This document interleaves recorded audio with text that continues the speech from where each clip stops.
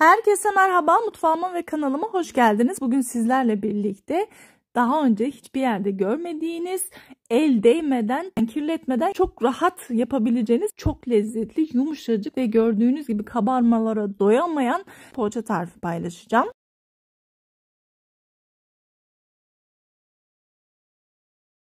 Aradaki püf noktalarını kaçırmamanız için videoyu atlamadan izlemenizi tavsiye ediyorum ve hemen tarife geçiyorum. Öncelikle hamur yoğurma kabıma 2 su bardağı ılık süt, 2 yemek kaşığı şeker ve 1 paket instant maya ekledikten sonra karıştırıyorum ve kapağını kapatıp bir 5 dakika bekletip ön mayalama işlemini gerçekleştiriyorum.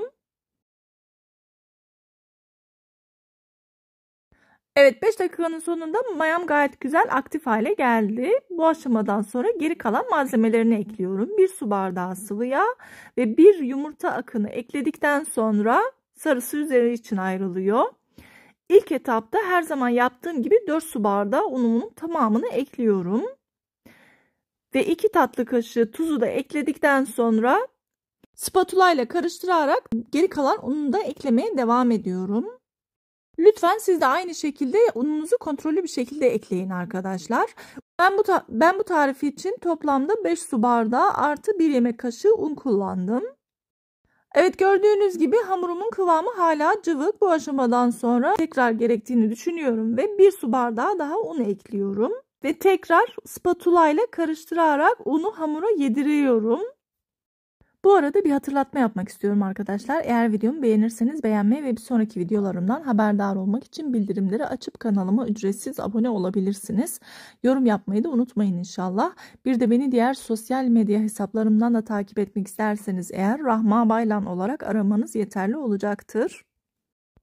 Elimi asla hamura değdirmeden spatula ile kenarlarını bu şekilde kazıya kazıya ve alttan üste katlaya katlaya yoğuruyoruz. Burası çok önemli.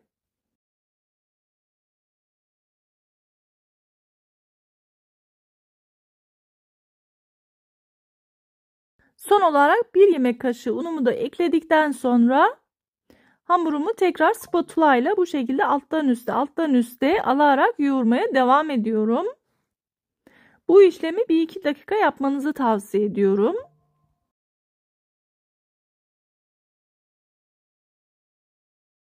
Tek elle çalışmak istemezseniz eğer bu şekilde 2 çatalla da çalışabilirsiniz.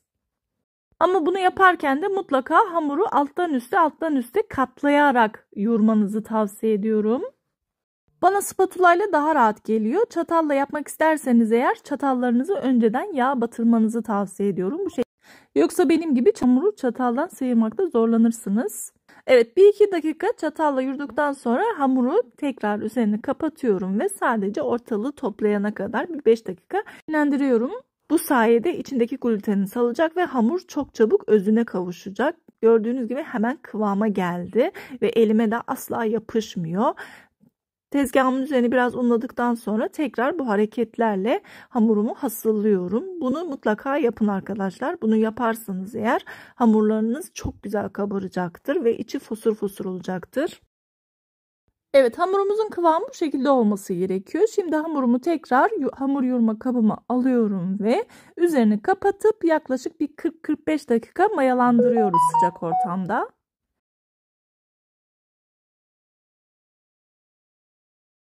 Evet, hamurum güzelce mayalandı. Kıvamı da gerçekten çok güzel oldu ve yumuşacık, böyle pamuk gibi bir hamur oldu ve aşırı derecede özlü hamur oldu, görüyorsunuz.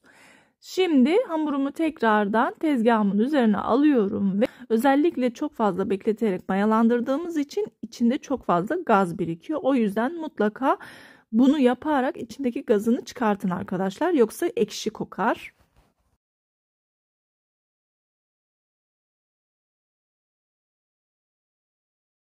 Hamurumu tekrar büyük bir beze haline getirdikten sonra hamur kesme aletiyle eşit parçalara bölüyorum ve her parçayı mandalina büyüklüğünde bezeler haline getiriyorum. Beze yaparken de hemen öyle hamuru olduğu gibi koparıp yuvarlamayın arkadaşlar. Gene böyle avucunuzun içinde katlama tekniğiyle yuvarlak oluşturmaya çalışın.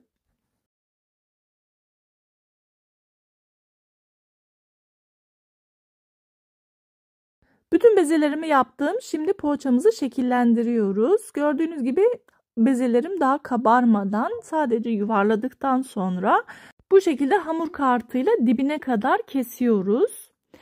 Bu aşamada dilerseniz uçlarını da kesebilirsiniz arkadaşlar. Yani hamuru tamamen birbirinden koparın. Daha sonra bütün parçaları böyle bir taraftan, birini sağ taraftan, diğerini de sol tarafa doğru çevirerek bu şekli oluşturuyoruz. Daha iyi anlamanız için tekrar gösteriyorum. Poğaçama sıklıkla şeritler halinde kesiyorum. Daha sonra biriniz kendi tarafıma, diğerini de duvardan tarafa büzerek bu şekilde şekil veriyorum. Şekil verdikten sonra fırın kağıdı serdiğim tepsime aralıklı olarak yerleştiriyorum. Burası çok önemli.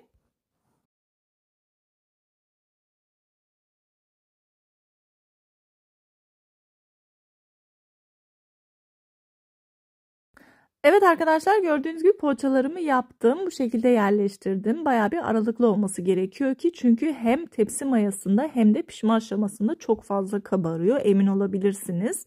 Daha sonra üzerini kapatıyorum ve yaklaşık 30 dakika tepsi mayası verdikten sonra ayırdığımız yumurta sarısını biraz süt damlatıyorum ve poğaçalarımı incitmeden sürüyorum. Dilerseniz poğaçaları sade yerine içli olarak da kullanabilirsiniz. Aynı işlemi tekrar verebilirsiniz. Hiç sorun değil. Kesinlikle içindeki harç taşmaz. Çünkü kabarınca hamurlar birbirine tekrar yapışıyor.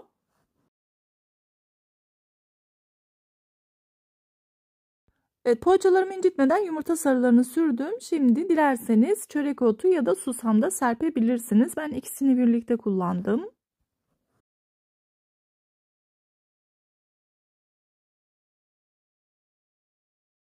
Şimdi poğaçalarımı daha önceden ısıttığım 200 derecelik fırına gönderiyorum ve altı üstü dengeli şekilde kızarana kadar pişiriyorum. Bakar mısınız?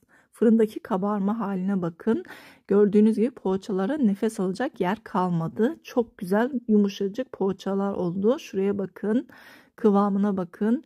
İnanılmaz güzel poğaça. Lezzetini zaten anlatamam. Sütlü poğaça. Çok lezzetli ve yumuşacık pamuk gibi bir poğaça oldu. Bunu bu şekilde arasını açıp içine istediğiniz malzemeleri doldurup çocuklarınıza sandviç olarak beslenme çantalarına koyabilirsiniz. Bir sonraki yeni ve farklı tariflerimde görüşmek üzere. Allah'a emanet olun. Hoşça kalın.